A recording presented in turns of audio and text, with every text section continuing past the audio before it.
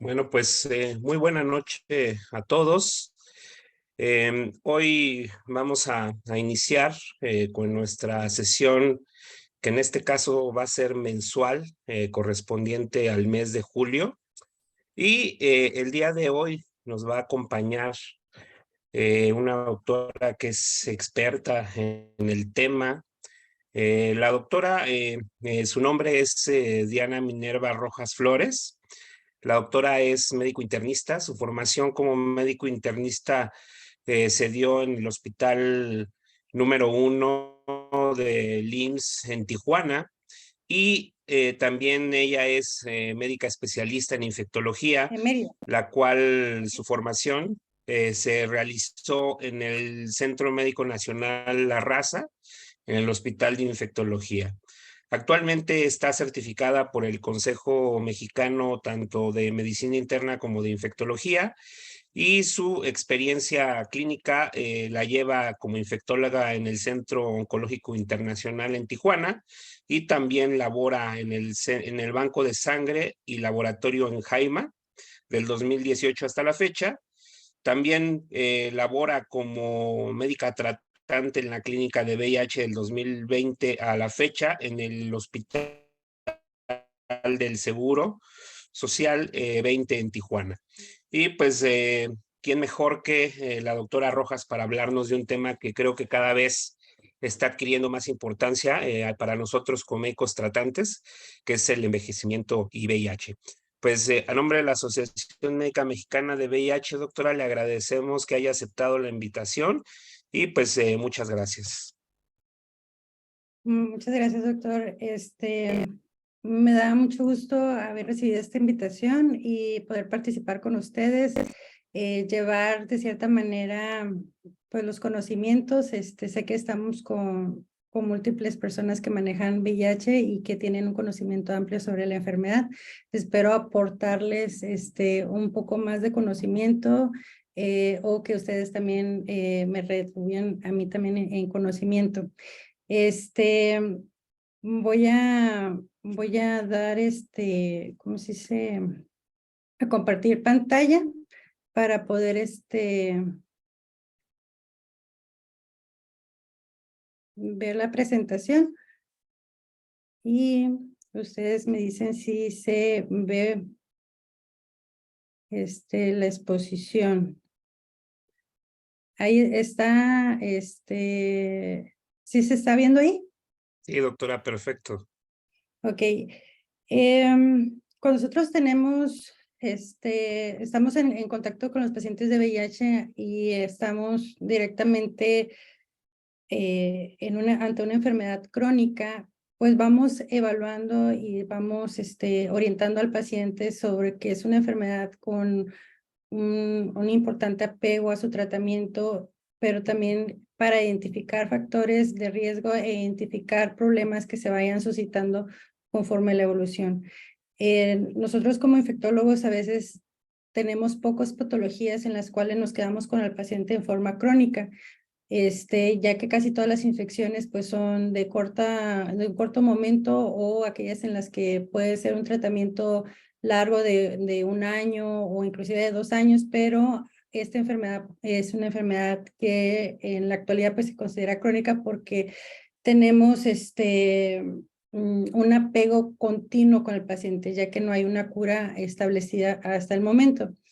Y nos hace preguntarnos qué pasa con aquellos pacientes que adquieren la infección y van creciendo en edad, y si estos van agarrando diferentes comorbilidades. En la clínica de VIH donde laboro, a mí me toca iniciar el tratamiento antirretroviral a los pacientes jóvenes. Casi en mi población no es una población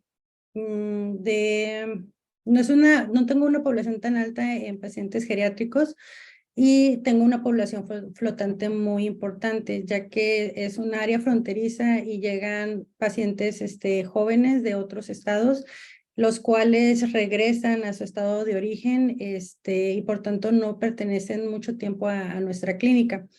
Sin embargo, aquellos pacientes que llegan con nosotros infectados en etapas de una edad mayor de 50 años, pues nos enfrentamos a diferentes comorbilidades, ¿no? Y vamos a definir a un paciente adulto mayor en esta presentación como aquel que tiene más de 50 años y en los cuales tendríamos que tomar en cuenta para poder hacer screening de diferentes enfermedades y de diferentes puntos a observar, ¿no? Muchas veces la edad de 50 años no se nos hace tan avanzada, pero esto cambia radicalmente en el paciente con VIH. Y la terapia antirretroviral, como hemos visto, viene implementando una mayor sobrevivencia de los pacientes de VIH. Entonces, actualmente tenemos un incremento de los mismos considerando esta edad.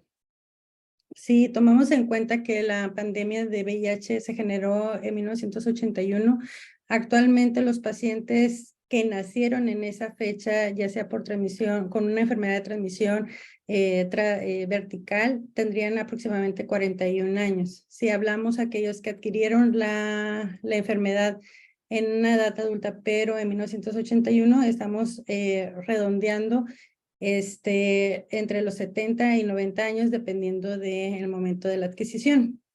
Tenemos que la enfermedad tiene un vasto tiempo con nosotros y un conocimiento de la misma y de sus múltiples terapias que se han implementado, hacen que tomemos en cuenta varios puntos. Por ejemplo, si nosotros ahorita vivo todavía Freddie Mercury, él adquirió la enfermedad en el proceso de la pandemia, fallece a los 45 años, y ahorita actualmente tendría 77 años, ¿no? Un referente relacionado al surgimiento y conocimiento del VIH. Si nosotros evaluamos también las terapias antirretrovirales que han permitido a partir de 1995, que es la terapia altamente efectiva, la sobrevivencia de los pacientes es mayor. Y esto es debido a que el beneficio de la triple terapia se disminuye el riesgo de enfermedades oportunistas e incrementa la sobrevida. Aquellos en los que iniciamos una terapia antirretroviral antes de 1995, eso tenían un riesgo de mortalidad mayor que aquellos que iniciaron o que se les implementó la terapia antirretroviral altamente efectiva, donde vemos que la supervivencia a partir de esta fecha, en 1995, se empieza a incrementar las personas que viven con la enfermedad de VIH. ¿Qué conlleva el hecho de que nosotros hayamos iniciado la terapia altamente efectiva? Bueno, actualmente se considera que el haber iniciado la terapia disminuye o ha evitado más de 20.8 millones de muertes relacionadas con el VIH-Sida. Y ese es un número muy, muy importante, ya que ese porcentaje de personas que no fallecieron o que aún siguen con nosotros, tienen una longevidad y por tanto nos estamos enfrentando a pacientes de mayor edad. Desde el pico, desde 1995, las nuevas infecciones por VIH se han reducido en un 59%. A pesar de que hay una reducción en el número de infecciones nuevas a nivel mundial, la sobrevida y pacientes de mayor de 50 años se encuentra incrementada con respecto a años previos. Actualmente existen 39 millones de personas que viven con el VIH. De estas, aproximadamente 1.3 millones se adquirieron en este año y 46% fueron mujeres. Estamos hablando que se estima que aproximadamente 8.1 millones de personas de estos 39 millones tienen más de 50 años. Esto se ha incrementado ha ido incrementándose conforme van avanzando pues los años. Entonces, el número de pacientes que viven actualmente con la enfermedad, en este recuadro lo que podemos ver es que la prevalencia de nuevos casos o de personas que viven con VIH están en un grupo, en el grupo de edad entre los 25 y 34 años, que es la mayoría de los pacientes en donde nosotros empezamos a detectarlo. Sin embargo, aproximadamente, por ejemplo, en Estados Unidos en el 2019, representaban 3,887 casos de pacientes que tienen más de 55 años. O sea, la población de los 50 años para arriba se encuentra incrementada. Déjame tantito. Me moví aquí.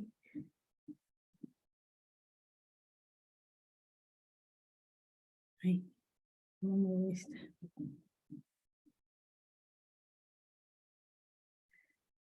Ok.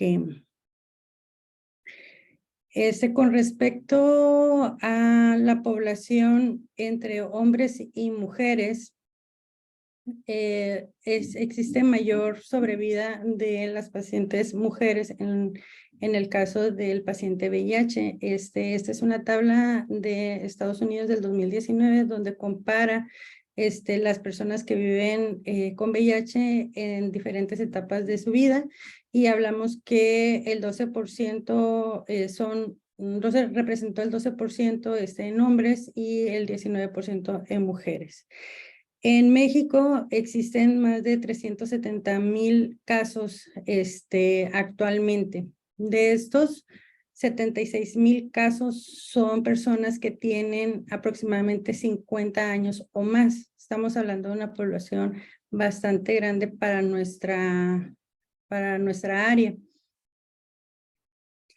De los pacientes, de los 370,000, 60% se encuentran recibiendo la terapia antirretroviral en este momento. O sea que 40% de las personas no están recibiendo una terapia y eso favorece su transmisión. Algo que nos comentan es que los pacientes, inclusive en etapas de pues mayores, vamos a necesitar inclusive implementar el PrEP, que muchas veces se está dando a personas muy jóvenes porque son las que se acercan a esta terapia. Sin embargo, las personas mayores que tienen factores de riesgo también deberíamos implementar el PrEP. Ya que eso, a pesar de la edad, pues no necesariamente disminuye el riesgo de adquirirlo si tenemos los factores de riesgo para adquirirlo, ¿no? Y de los 370,000 personas que viven con VIH en México, solo el 56% se encuentra suprimido. Eso también favorece la transmisión hacia las diferentes poblaciones porque el paciente no suprimido, pues conlleva a una mayor transmisión, ¿no? Entonces, tenemos varios puntos en donde trabajar con respecto al inicio de la terapia antirretroviral y también la supresión. El hecho de que el paciente no se encuentre suprimido también favorece la evolución, una evolución desfavorable para el paciente VIH, ya que el paciente que no se encuentra suprimido pues se encuentra en un estado proinflamatorio crónico. Para el 2030 se espera que un 70% se incremente la presencia de pacientes mayores de 50 años. Voy a poner un video, si me lo permiten, antes de iniciar un poquito con...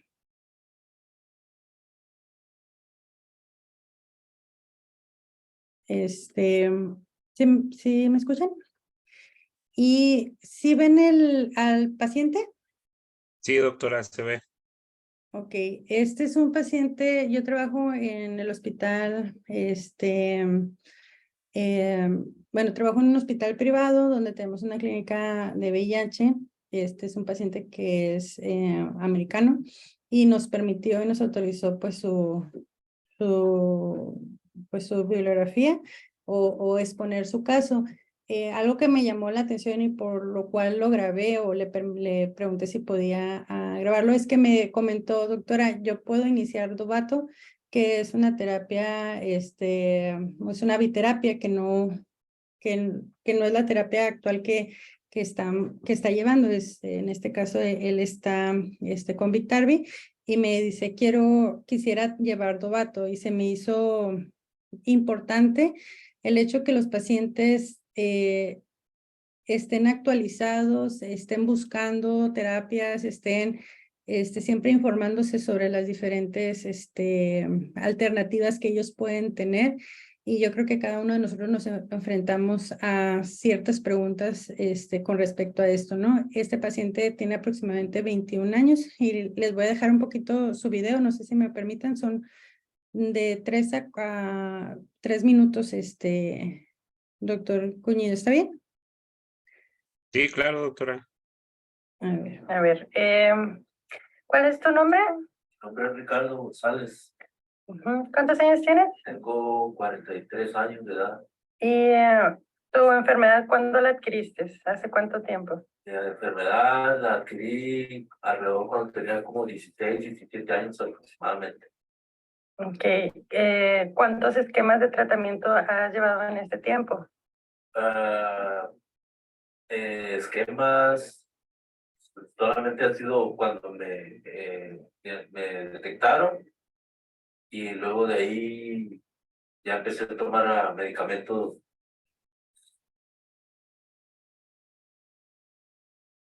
como a los 3, 4 años después de haber sido detectado. ¿Ha hecho varios cambios de esquema? De medicamentos, nada más han sido dos tipos de cambios. Real tripla y luego Biktarvy. ¿Qué ha sido lo más difícil que se te ha hecho en el transcurso de este tiempo?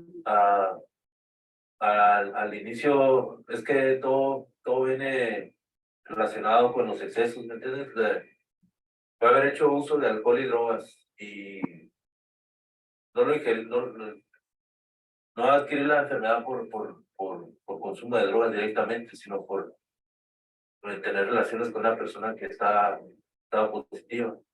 Pero yo me vine enterando después de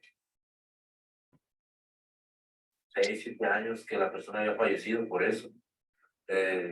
Asimilarlo, porque muchas de las veces, cuando a mí me lo dijeron, estaba hospitalizado por otras cosas, otras consecuencias. Estaba arrestado aparte y estaba privado de estar rodeado de mi familia. Me dijeron, saliste positivo en tuberculosis y VIH. Y pum, te quedas. Yo sabía que tenía algo, pero no sabía qué era, porque sí me sentía bien mal. Entonces, asimilarlo, me sirvió el haber estado aislado, fíjate, porque tal vez si haya tenido la apapacho de mi familia, ay, pobrecito, y esto y el otro, estuviera recae, como no la hubiera asimilado, ¿entiendes? Estuviera recayendo mentalmente en que no, yo ocupo que ustedes me ayuden, ocupo esto, que no, que estoy enfermo. Y ahorita con las nuevas terapias que me estás preguntando sobre Dovato, ¿qué es lo que te gustaría hacer en caso de que quisieras hacer el cambio? ¿Por qué lo quisieras hacer? Obviamente es porque todo tiene, o sea, hasta las medicinas, tarde que temprano te van o sea, pues nada más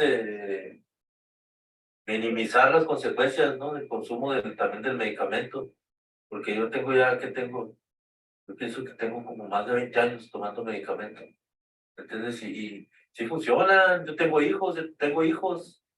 La voy a guardar ahí. Y este paciente, su historia, nos lleva a pensar en todas las preguntas que cada uno de nuestros pacientes se hace, ¿no? ¿Qué efectos adversos tienen los medicamentos? ¿La enfermedad propia como tal me va a deteriorar? ¿Cómo llevo mi estilo de vida? ¿Cómo va a ser mi alimentación? Y vemos que a un paciente joven, o al menos yo yo lo veo íntegro, tiene dislipidemia, el paciente está bajo tratamiento para dislipidemia y se le explica la necesidad de ejercicio, la cual sí realiza, pero a pesar de esto, pues persiste la dislipidemia, ¿no? Entonces, vemos que un paciente que no necesariamente va a estar completamente, pues, caquético o con alteración, con mayor vejez, se ve un paciente joven a pesar de que tiene 20 años con la enfermedad. Y yo me acuerdo, por ejemplo, en la raza que teníamos pacientes que adquirieron la enfermedad desde 1981 y que habían recibido diferentes esquemas de tratamiento y que mantenían una vida saludable y persistían con un buen apego y con una buena, sin comorbilidades agregadas, ¿no? Entonces, hacer hincapié en este punto era importante. Pues, vamos a regresar un poquito a la exposición y para recordar un poquito de la fisiopatología que genera en un paciente, qué es lo que conlleva adquirir VIH y por tanto sus diferentes comorbilidades, ¿no? Sabemos que el VIH por sí solo no va a ser posible eliminarse, aunque ahorita las terapias van dirigidas a terapias genéticas, pero recordemos que es un virus que genera un provirus y que se inserta a nivel de nuestro material genético. Entonces, esto perpetúa la enfermedad. Al estar en nuestro material genético, pues nos va a poder ser, el ser eliminado adecuadamente o detectado por nuestro sistema inmune. El hecho de que el virus lleve una incrustación o una integración de su material a nuestro material genético genera diferentes respuestas, tanto autoinmunes como en los diferentes órganos. Tenemos una respuesta, tenemos una respuesta celular y una respuesta humoral, enfrentando al virus cada día, tratando de mantenerlo, pues, a raya, se puede decir, y evitando que salga a nuestro lumen. Entonces, esto se ve favorecido por el uso de las terapias antirretrovirales, que es el control de la carga viral, pero el sistema inmunológico también tiene una parte importante y a veces llegamos a tener fallas inmunológicas, no necesariamente fallas terapéuticas, sino fallas inmunológicas, ya que nuestro sistema inmunológico se ve agotado o el paciente se detectó en una fase muy tardía. Y esto, como no ha cambiado desde la clasificación de 1993 de los CDC, en donde la detección del paciente en su forma severa de un estadio de SIDA, ya sea A3, B3 o C3, tiene un pronóstico, el que nosotros detectemos en forma temprana al paciente, y tiene un pronóstico porque cambia nuestra evolución y nuestra perspectiva del paciente. Anteriormente a una terapia antirretroviral, lo que esperaríamos es pacientes con este tipo de enfermedades, definitorias de SIDA. Enfermedades como tuberculosis, que no es definitoria de SIDA, pero que es muy frecuente en pacientes que tienen menos de 100 CD4, sarcoma de Kaposi, criptococosis, otras enfermedades que es como los cánceres, en el caso del cáncer cervicuterino, que también es un diagnóstico definitorio. Entonces, esto es lo que esperábamos antes de una terapia antirretroviral. Lamentablemente seguimos viendo pacientes, inclusive jóvenes, que llegan en esta etapa y por falta de una detección oportuna, que es un punto en donde nosotros tenemos que seguir implementando la detección precoz y las medidas preventivas. Entonces, ¿a qué nos enfrentamos cuando en 1995 pues empezamos a iniciar la terapia antirretroviral? Empezamos a tener fases crónicas de la enfermedad, y entonces las fases agudas, aunque sí las llegamos a ver, pues se detectan en la primera consulta, pero después, ¿qué pasa con ese paciente que ya tiene años con la enfermedad? Dependiendo si se inició una terapia antirretroviral o no, pues va a tener diferentes contextos. En aquel paciente que no se inicia una terapia antirretroviral, pues va a tener pérdida progresiva de los CD4, que esto se puede ver detenido por si iniciamos una terapia antirretroviral, pero también se puede ver deteriorada la pérdida de los CD4 si se agregan comorbilidades como diabetes, cánceres, quimioterapias o algunas otras enfermedades que pueden llegar a generar pérdida también de las células y no necesariamente porque no tenemos el control del VIH. Una vez que se establecen los reservorios del virus, genera una inflamación crónica, esté el paciente controlado o no esté controlado. Aunque esta inflamación es mayor en el paciente que no está recibiendo una terapia antirretroviral, el paciente que está bajo una terapia sigue con un proceso inflamatorio crónico y sigue con un proceso de deterioro endotelial. Esto favorece de cierta manera enfermedades no asociadas a VIH, enfermedades cardiovasculares, alteraciones a nivel intestinal o dependiendo del lugar que nosotros evaluemos. Idealmente, cuando nosotros detectamos al paciente de VIH, pues decimos, bueno, vamos a hacerle el diagnóstico, vamos a iniciar una terapia lo más altamente o tratamiento oportuno y rápido que el paciente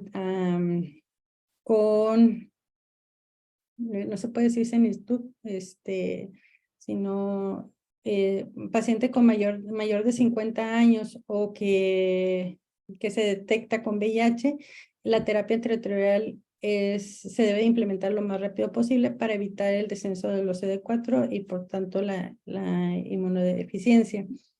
Entonces, idealmente es esto nuestro algoritmo, ¿no? Detectarlo, iniciar el tratamiento temprano, llevar nuestros objetivos a una carga viral indetectable, una evaluación general, utilizamos nuestras herramientas si tiene enfermedades oportunistas, si tiene sífilis, si tiene enfermedad de transmisión sexual, asociadas, hepatitis C, B, nuestro panel que normalmente hacemos. Pero esto es en el mundo ideal. Muchas veces estas herramientas no las tenemos. Por ejemplo, en mi caso, un equipo médico adyacente como enfermería, como psicología, medicina de rehabilitación, aunque se derivan, en el caso de las instituciones, se derivan a esos servicios, no necesariamente están acostumbrados a ver al paciente VIH y muchas veces o les genera un poquito de miedo o dificultad de enfrentar este tipo de situaciones. Entonces, lo ideal, pues, sí, es en la clínica Condesa, que tienen, pues, un área donde se mantiene, pues, toda esta relación entre psicología, medicina preventiva, terapias de tratamiento antirretroviral, el paciente lleva una terapia de medicina interna. Es lo ideal, ¿no? No solamente el médico como tal, infectólogo o el médico internista que se enfrenta al paciente, sino que tener un complejo de servicios a la disposición del paciente, sería lo ideal. Y tenemos que, entendemos, o la mayoría de las veces decimos, bueno, vamos a iniciar una terapia, ¿con qué fin? El fin, la mayoría de las veces, es decirle al paciente, ¿sabes qué? Te encuentras indetectable, te encuentras estable, llevas más de 3, 6 o 1 año o 5 años indetectable.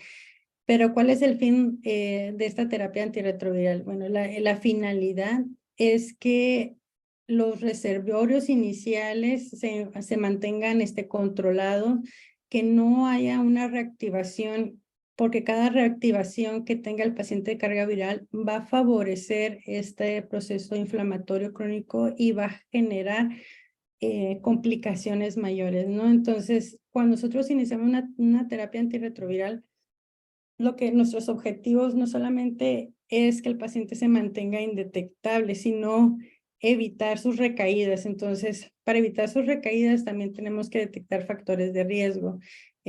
Por ejemplo, en mi caso, personas que se quieren pasar a Estados Unidos dejan su terapia y regresan, pero regresan con cargas pues de más de 100,000 o 1,000,000 de copias porque llevan 3 o 4 meses sin tratamiento, inclusive 1 año sin tratamiento, y están intermitentemente tomando el tratamiento, ya que a veces los servicios de salud no tienen un acceso al servicio de salud. La otra es la orientación del paciente y decirles, tú tienes una terapia antirretroviral, tienes derecho a la terapia antirretroviral y asesorarlos hacia dónde dirigirse en caso de que migren a los diferentes sectores, ¿no? Ya que esta repercusión de las elevaciones de carga viral o reactivación de la carga viral presente va a conllevar a diferentes deterioros en el paciente. Y aunque en ese momento tal vez el paciente no lo sienta así o no presente infecciones oportunistas, ya que su carga no está tan elevada, sí tiene una repercusión a nivel orgánico.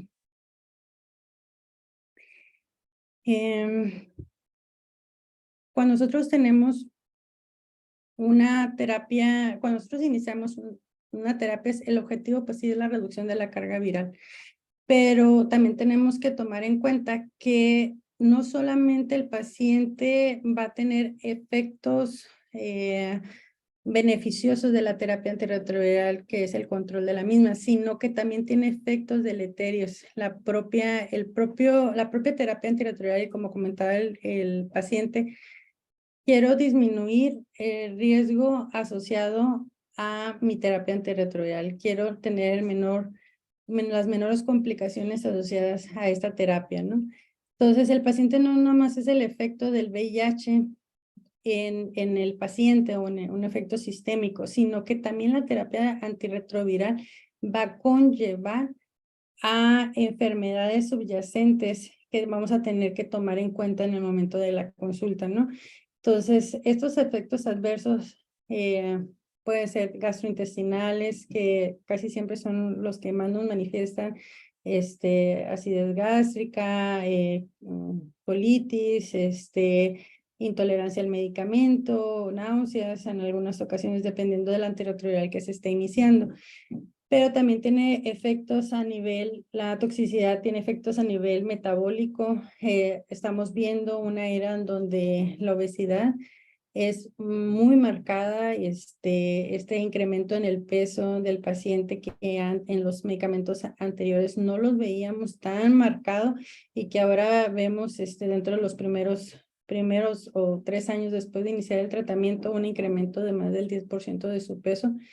Y que tenemos que orientar sobre estos patrones y decirles las medidas, cuáles medidas debemos de implementar, ¿no?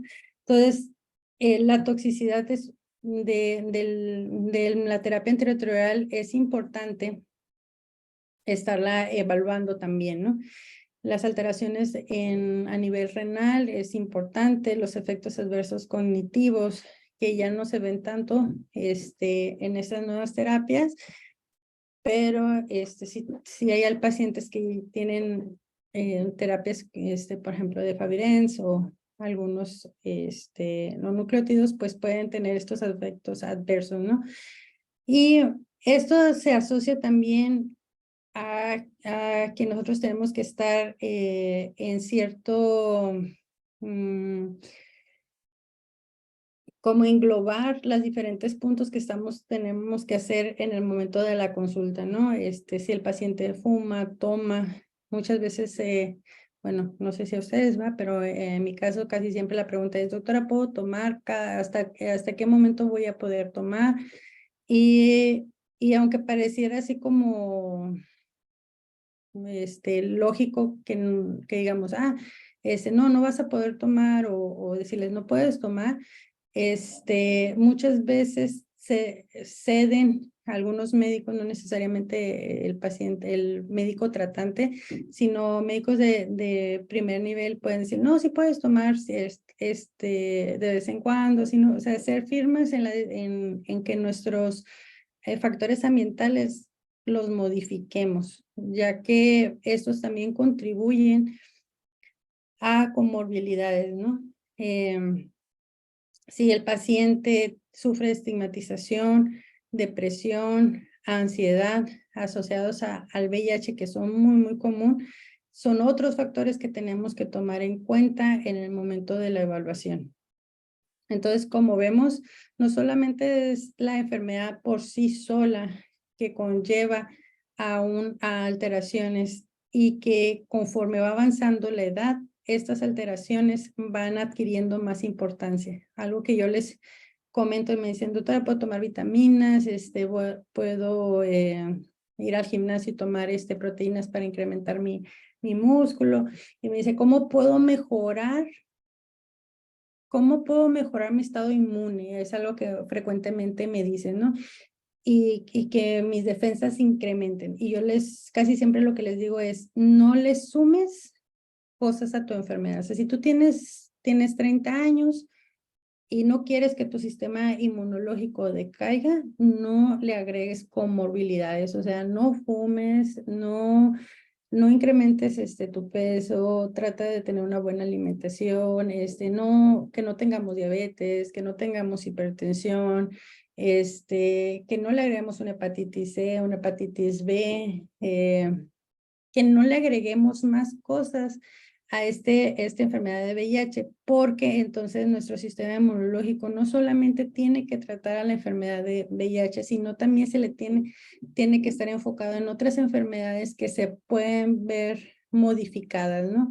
Entonces, por ejemplo, si el paciente tiene virus de papiloma humano, pues su detección de cáncer cervicuterino, su cáncer anal, valorar o disminuir el riesgo de adquirir estas enfermedades. Si nosotros no tenemos VPH, pues evitar el riesgo de tenerlo, ¿no? Entonces, porque cada una de las infecciones crónicas que vaya adquiriendo el paciente va a hacer que haya un declive mayor de su estado inmunológico y por tanto una mayor activación de un estado proinflamatorio crónico, alteraciones en la adhesión endotelial, activaciones de los monocitos, ¿no? Alteraciones del estado de hipercoagulabilidad, y esto va a favorecer de cierta manera pues desarrollo de enfermedades crónicas. Las alteraciones en la microbiota tienen un punto muy importante. Cuando nosotros adquirimos, por ejemplo, VIH y tenemos deterioro de nuestras placas de Peyer, y tenemos alteraciones en nuestro microambiente intestinal o microbiota intestinal, esto también va a favorecer un estado proinflamatorio crónico. Si nosotros tomamos en cuenta que las alteraciones, por ejemplo, los factores asociados a la toxicidad del medicamento, a la inflamación crónica, a la translocación bacteriana y de la microbiota, con la pérdida consecutiva de CD4 y una desregulación en la inmunidad innata y adquirida, pues va a favorecer de cierta manera las enfermedades asociadas a la edad.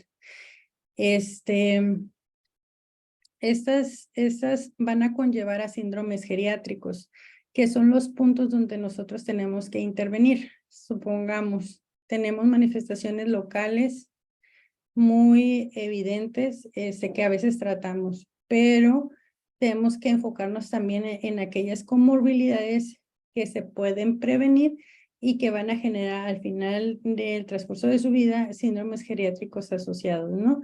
Entonces, estos síndromes geriátricos, pues son 10 síndromes geriátricos, incremento de las fracturas, en el caso de osteoporosis, osteopenia, riesgo de caídas, demencia, incremento del riesgo de delirium, un paciente con susceptibilidad a ser vulnerable, ¿no? Y aquellas enfermedades cardiovasculares que llegan a generar stroke, van a ser los puntos donde vamos a recaer en nuestra consulta, ¿no? Estar observando estos puntos para irlos previniendo y manejarlo y saberlos manejar de cierta manera. Aunque hay muchos todavía hoyos negros en cada uno de los puntos, pues vamos a hablar un poquito de cada uno de estos. Uno de puntos que ya les había comentado es que el paciente VIH que tiene una edad mayor de 50 años va a tender a tener una obesidad y esta obesidad se va a incrementar dependiendo si al paciente lo inicia su terapia antirretroviral ya con un sobrepeso, probablemente a los 3 años tenga datos de obesidad. Entonces, siempre hemos tenido alteraciones en la distribución de grasa con los tratamientos antirretrovirales. Antes teníamos alteraciones en la distribución de grasa con alteraciones como lidistrofia, obesidad central, hipoatrofia periférica y se incrementaba el riesgo cardiometabólico. Actualmente los medicamentos o los nuevos régimen conlleva una obesidad exógena e incremento del riesgo cardiovascular. ¿Esto por qué se da la obesidad? Bueno, tenemos diferentes alteraciones tanto a nivel hepático, a nivel de la grasa, a nivel del músculo con incremento de la resistencia a la insulina, decremento inclusive a nivel intestinal con disminución. O sea, el hecho de, por ejemplo, los cambios en la microbiota pueden conllevar a mayor obesidad, ¿no? Entonces, esta alteración en la microbiota intestinal pueden favorecer obesidad, sumado a una resistencia a la insulina, sumado a alteraciones en el adipocito y a la adinopectina, que hay una disminución de la misma y esto favorece pues la obesidad periférica y la alteración, decremento en las células T y disminución de la apoptosis van a favorecer que el paciente tienda a una obesidad central con su riesgo cardiovascular aumentado, ¿no? Los inhibidores de la integrasa han venido surgiendo en diferentes momentos del timeline de VIH y vemos tanto el dolutegravir, raltegravir, dictegravir y actualmente cobetegravir como medicamentos con alto riesgo de generar sobrepeso. Los diferentes antirretrovirales favorecen en menor o mayor medida, dependiendo del antirretroviral que nosotros utilicemos, alteraciones en la obesidad o en el adipocito. Vemos que, por ejemplo, dolutegravir o los inhibidores de integrasa como raltegravir y dolutegravir tienen un incremento en la adipogénesis, una disminución de la adiponectina y un aumento en la resistencia a la insulina, con tanto obtención de peso importante.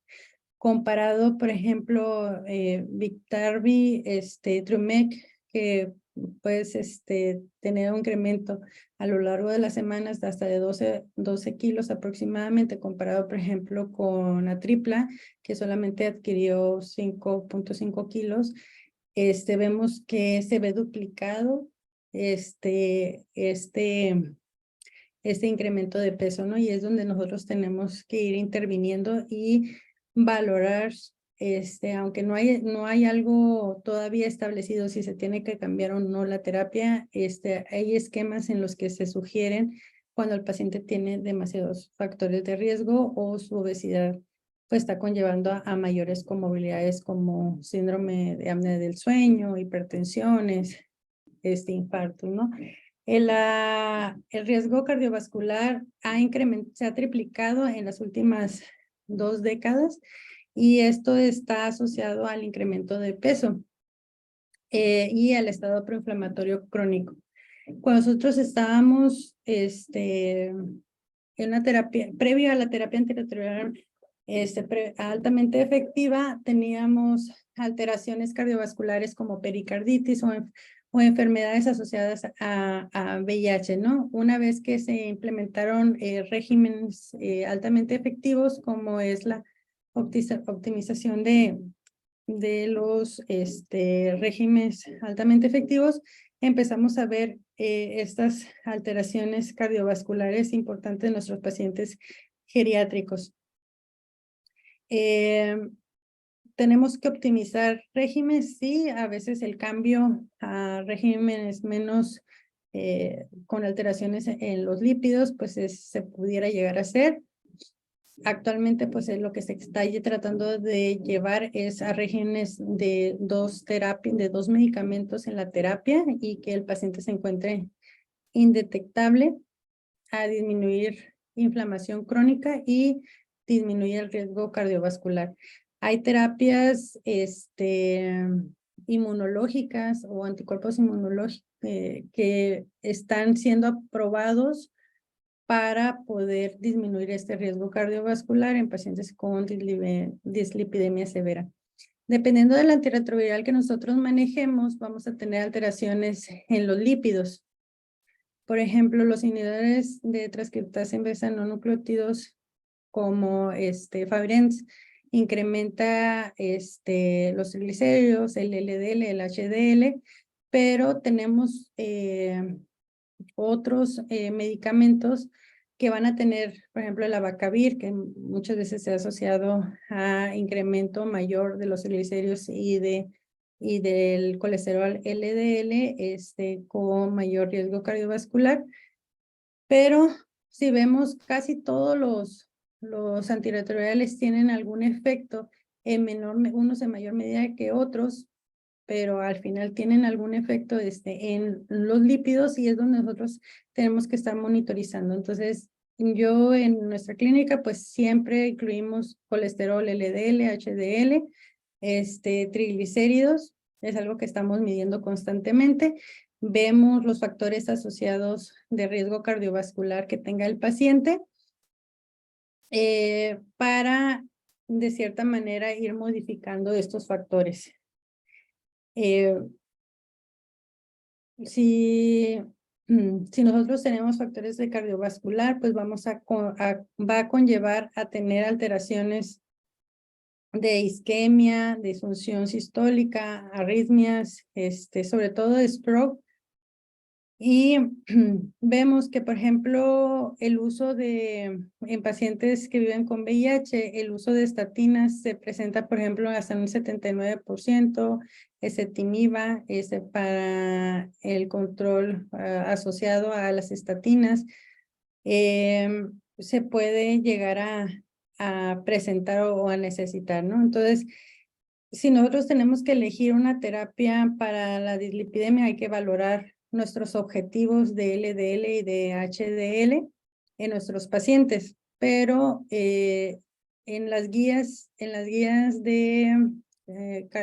riesgo cardiovascular, tienen un apartado para el paciente VIH y está enfocado a que es una población de mayor riesgo, ¿no?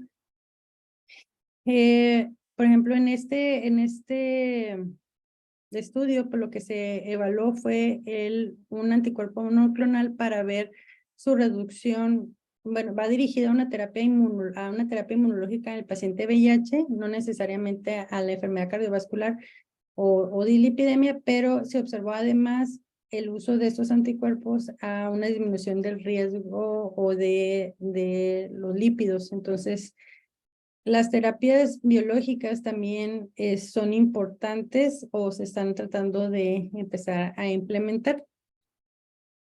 ¿Qué puede conllevar a una alteración cardíaca? Pues el propio VIH va a generar alteraciones mitocondriales e intracelulares con alteraciones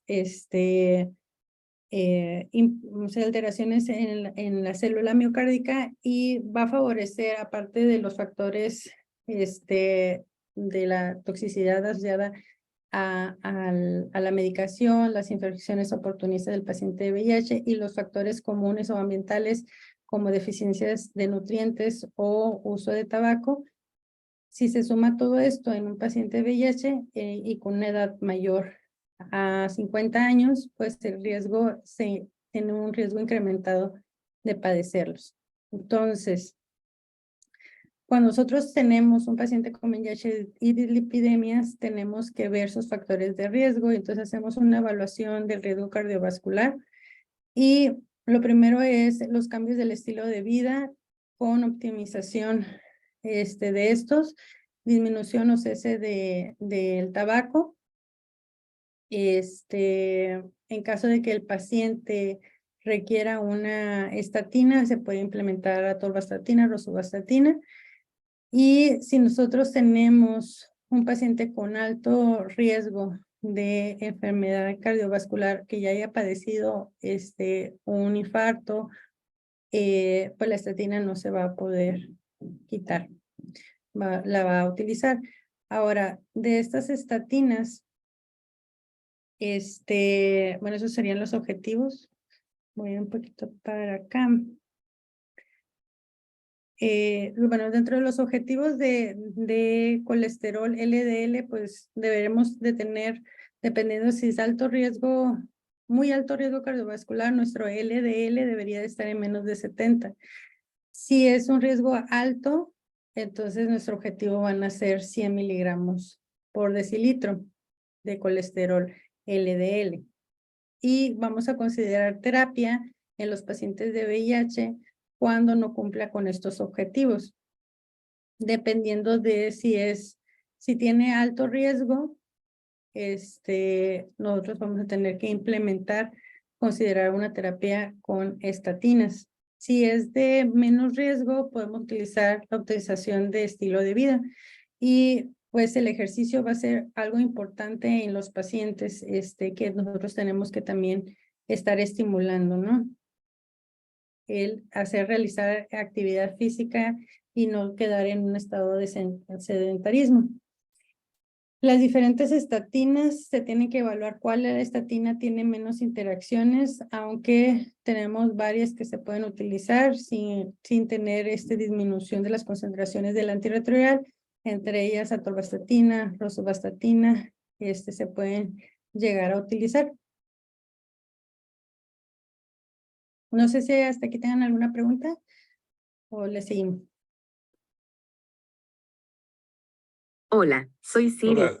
¿Qué puedo hacer por ti? Perdón. Todo bien, doctora. Tengo hijos y están súper sanos. La persona con los que los tuve también nunca ha sido chequear regular.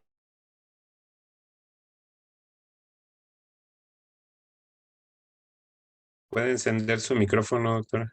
Que parece que ahí se metió alguien.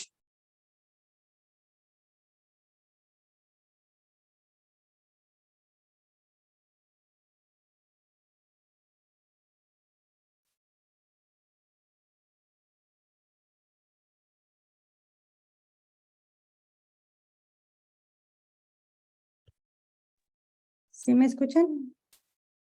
Sí, doctora. Tomar ya medicamento, pero por lo mínimo que se pueda tomar. Muchas gracias por tus comentarios y todas tus participaciones. A ver, vamos a seguir. Doctor Guiñedo, ¿sí me escuchan? Sí, doctora, perfecto. Bueno. Sí, doctora, la escuchamos. Perfecto. Bueno, seguiremos con la plática. Nomás quiero saber si alguien me puede decir si me escuchan o no. Sí, doctora, la escuchamos.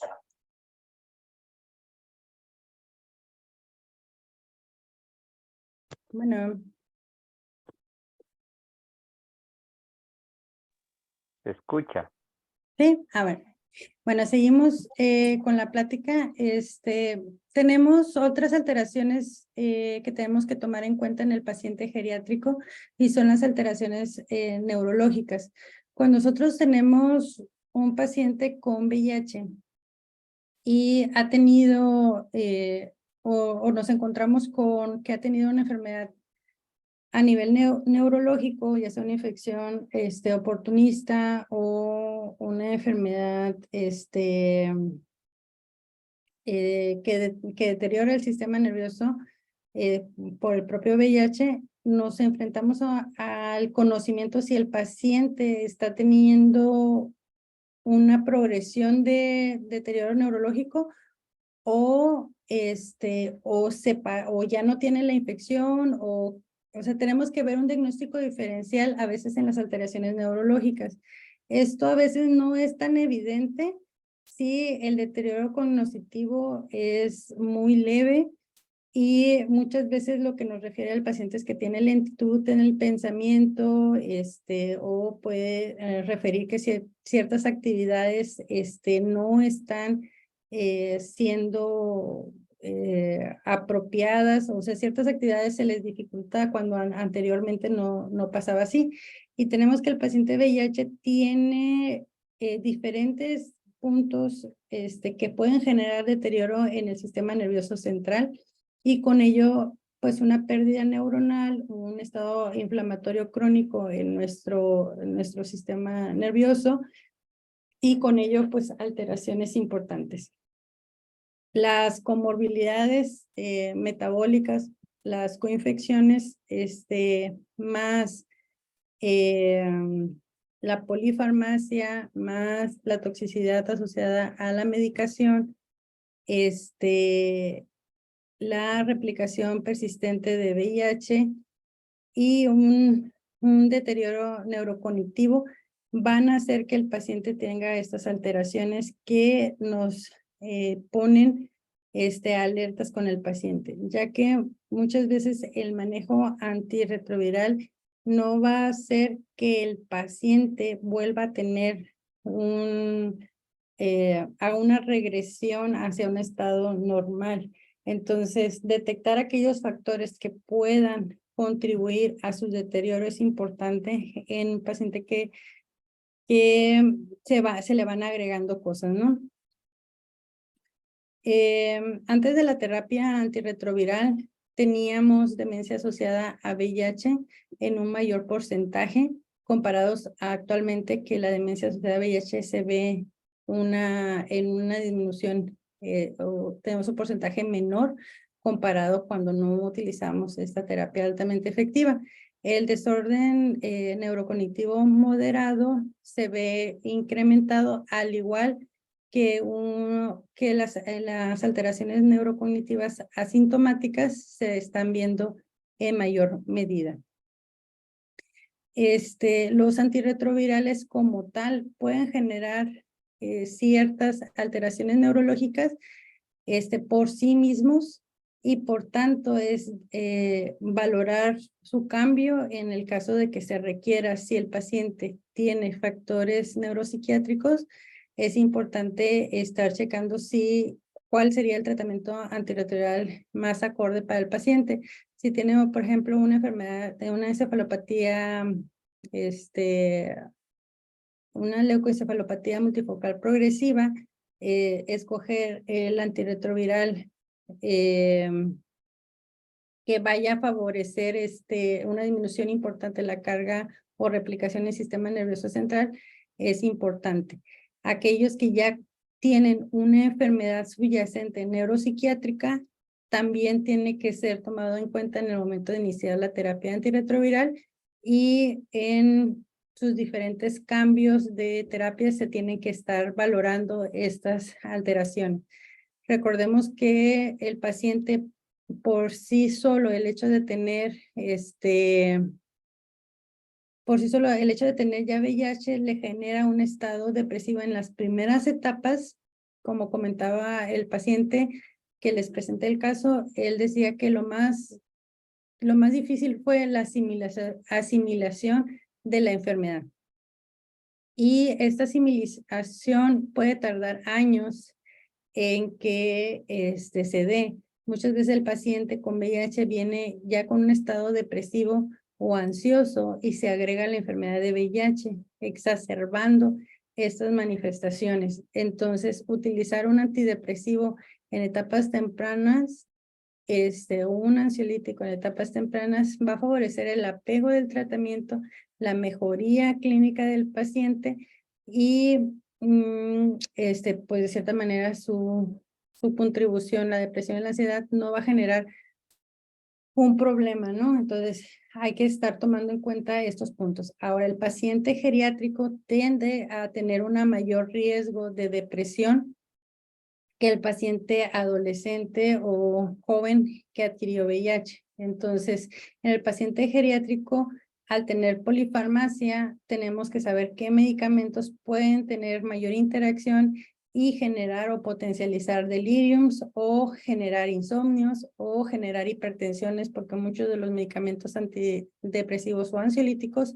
de nuevas generaciones pueden generar también complicaciones como hipertensión, ¿no?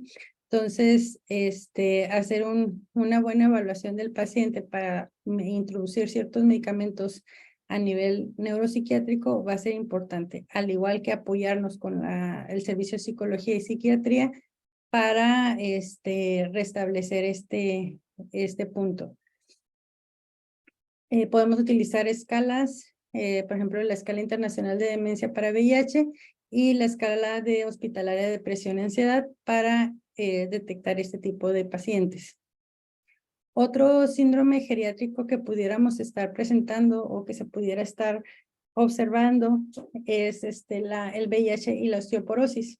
Los pacientes con VIH en una etapa más temprana se está detectando la osteoporosis y se está detectando mayor riesgo de fracturas. Y esto se observó sobre todo con el uso de tenofovir con ciertos antivirales, antirretrovirales que incrementaron o incrementan la reabsorción de la enfermedad. Bueno, la propia enfermedad puede incrementar la actividad de los osteoclastos, pero esto sumado a comorbilidades como hipogonadismo, alteraciones hepáticas, alteraciones en los estrógenos, uso de tabaco, alteraciones en la nutrición, estilos de vida como alcohol, uso de antidepresivos, más los factores del sistema inmunológico y el uso de antirretrovirales va a favorecer la activación del osteoclasto y con ello la osteopenia y la osteoporosis.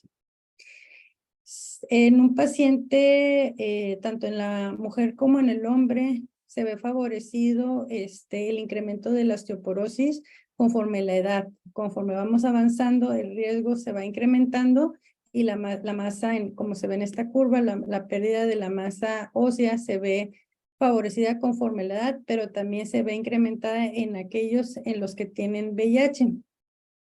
La mujer por sí sola tiene mayor riesgo de padecer osteoporosis y mayor riesgo de fracturas por por la presencia o el tipo de regulación estrogénica que tenemos. Los diferentes antirretrovirales favorecen de cierta manera la osteoporosis. Hay algunos como el tenofovir que tiene mayor riesgo o tiene mayor incremento de osteoporosis y fracturas comparado con otros antirretrovirales. Los inhibidores de proteasa también pueden llegar a tener este efecto. Y esto está relacionado a esta remodelación ósea que les comento. En un estudio de 1,006 personas que tienen que vivían con VIH, el 61% de las personas tenían un scan normal, o en 36% tenían osteopenia y en un 4% tenían osteoporosis. Definiendo osteoporosis como una densitometría menor de 2.5. Yo les mando a hacer densitometría a mis pacientes. Cuando tienen más de 50 años, yo ya inicio a pedirles la densitometría en el instituto. No está a disponibilidad, entonces ellos lo tienen que hacer de manera privada y llevar el estudio a la clínica de VIH. Entonces, pero se les solicita, sobre todo aquellos que ya son más de 50 años, se les solicita su densitometría de columna y de cadera para valorar este riesgo. En caso de que presente una osteopenia y tenga un antirretroviral que favorezca esta, pues se valora si se hace el cambio y además yo lo envío a endocrinología para valorar el uso de pues, ácido zoledrónico o algún alendronato o algún medicamento que se pueda implementar.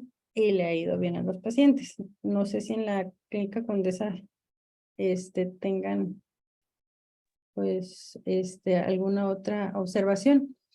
Y tenemos, al igual que cualquier persona, en este caso, por ejemplo, esta evaluación se hace en mayores de 70 años, pero nosotros lo debemos de hacer en mayores de 50 años en nuestra población de VIH.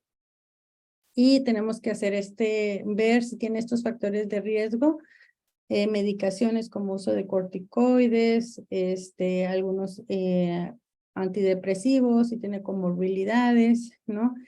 Y valorar su T-score para ver si tiene osteoporosis o no. Menos de 2.5, pues se va a considerar osteoporosis. Si hay la necesidad, puedes iniciar algún bifosfonato, alguna terapia de reemplazo estrogénico en las mujeres o alguna terapia asociada si tenemos deficiencia de vitamina D, calcio, más algún bifosfonato, ¿no?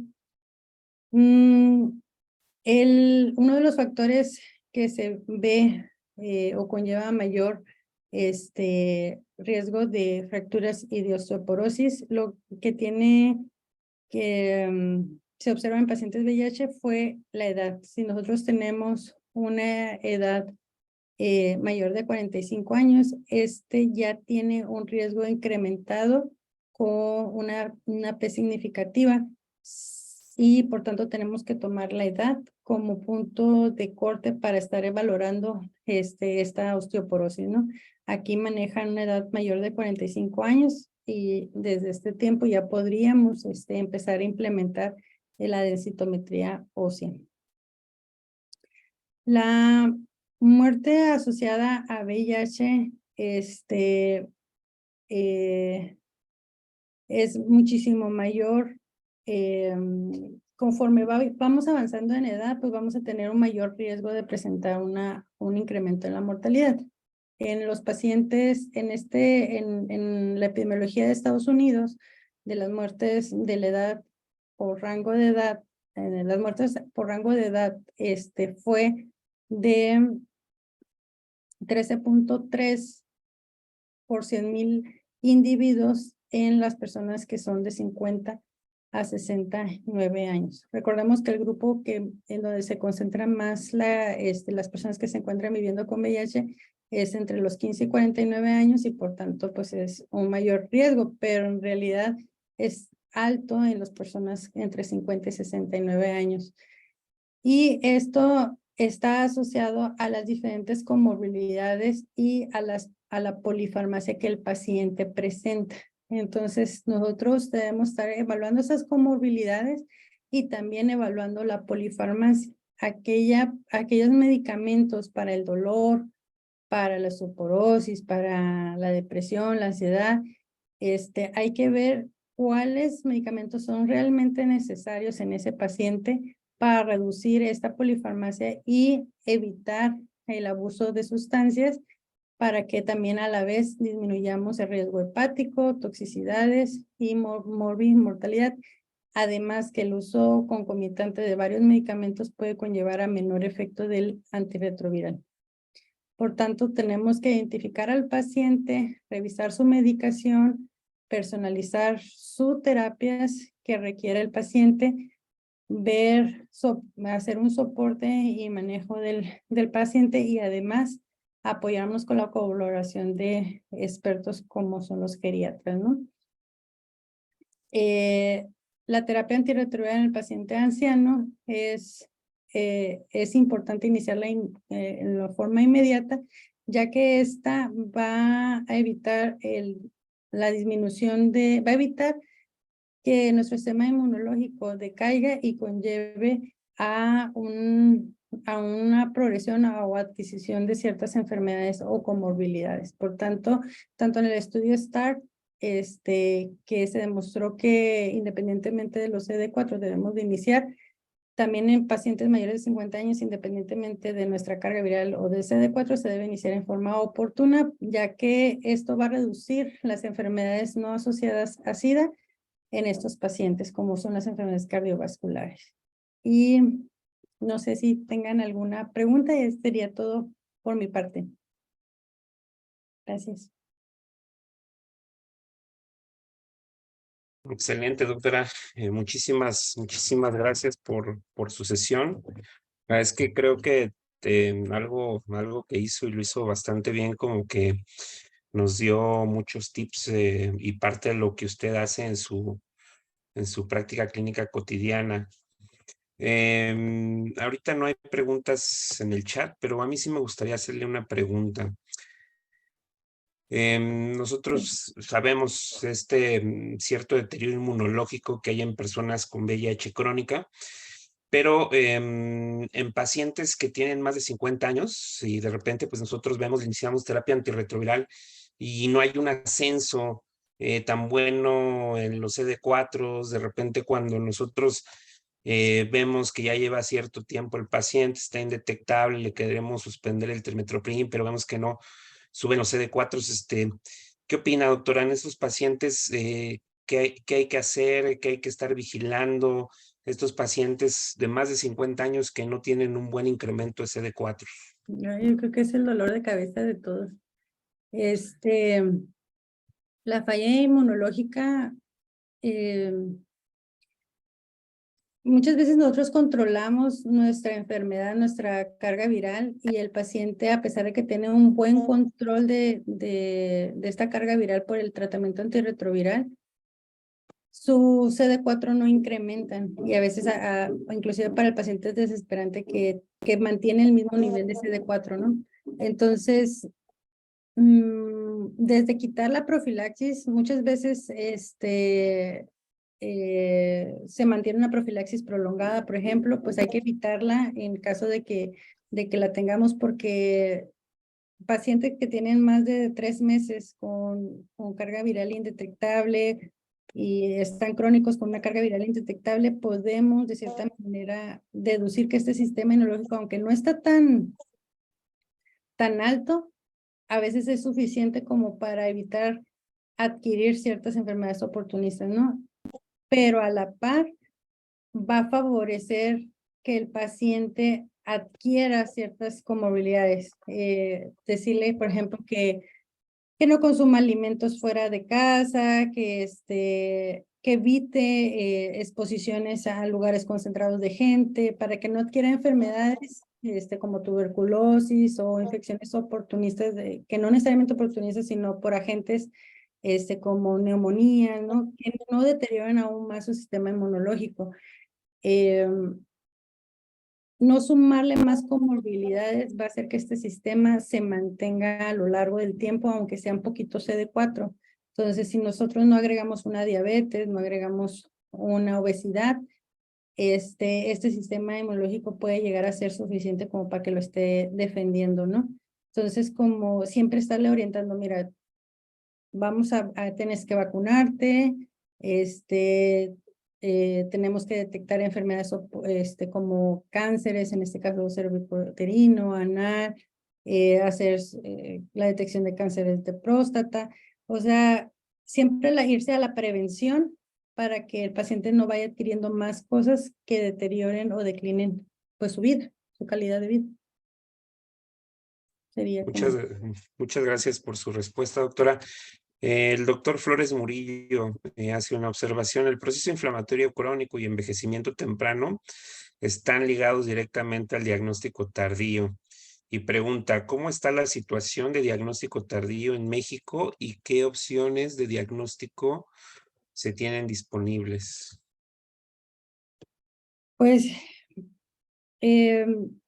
sí tenemos les comentaba que yo aún sigo viendo pacientes en etapa de VIH-Sida, a pesar de que son pacientes jóvenes, llegan en una etapa muy avanzada y a veces incrementar esos CD4 se nos ve un poco complicado, ¿no?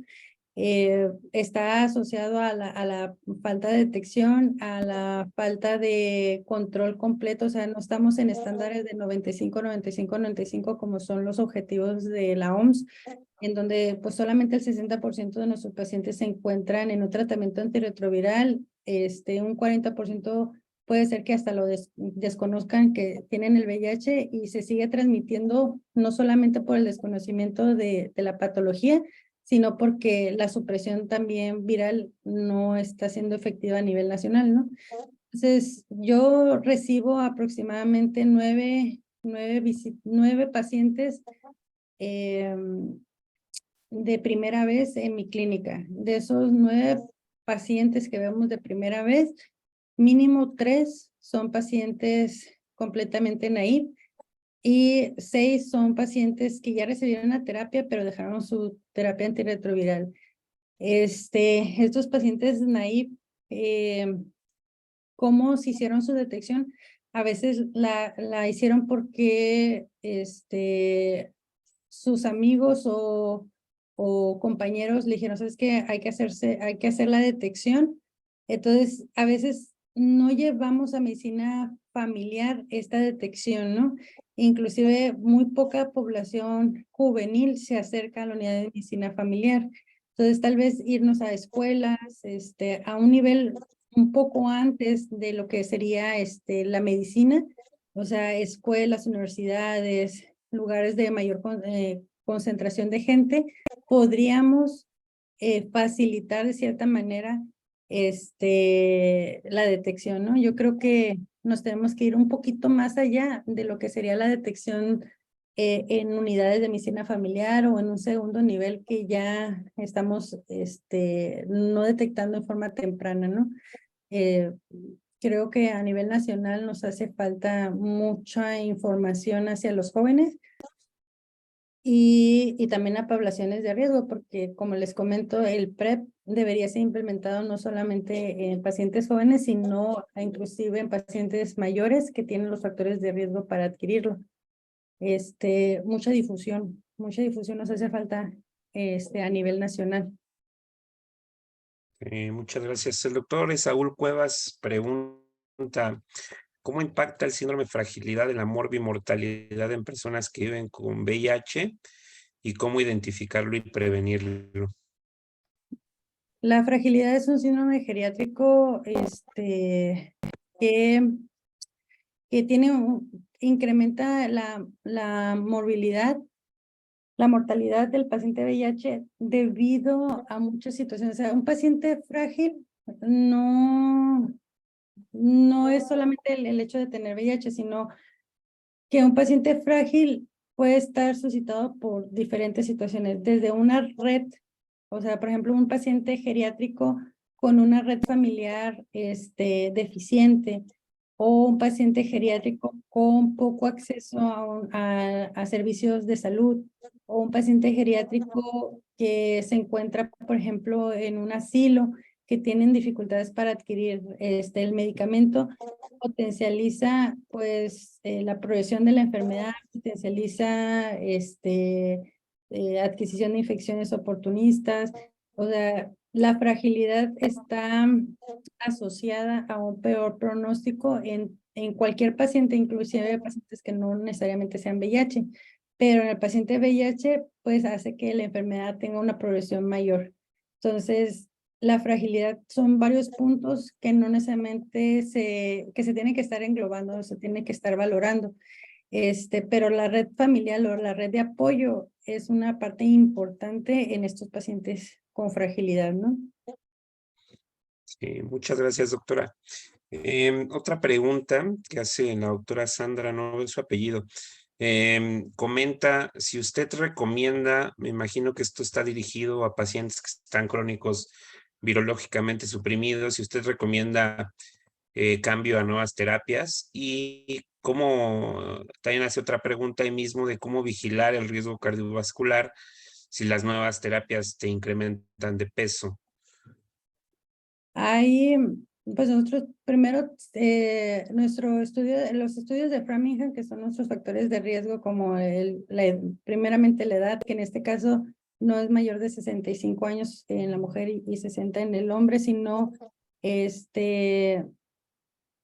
más de 50 años, tener todos los factores de riesgo cardiovascular como la obesidad, el tabaco, el sedentarismo, el sexo masculino, o sea, tomar en cuenta todos estos factores cardiovasculares y una vez que nosotros hagamos, si tiene, cuántos factores de riesgo cardiovascular tiene, si si tenemos acceso a terapias, biterapias para reducir los efectos deleterios del medicamento, pues sería idóneo.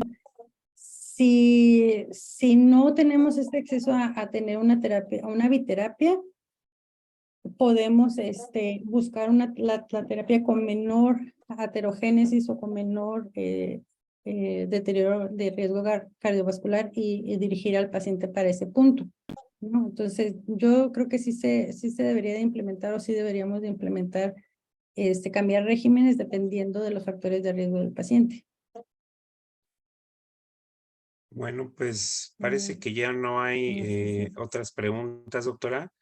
Pues, bueno, aquí hay otra, el doctor Juventino Áviles, ya yo creo que sería la última pregunta. ¿Usted recomienda el uso de estatinas profilácticas para riesgo cardiovascular? Y me imagino, es que otra pregunta no la entendí muy bien, pero me imagino que estatina utiliza usted, doctora.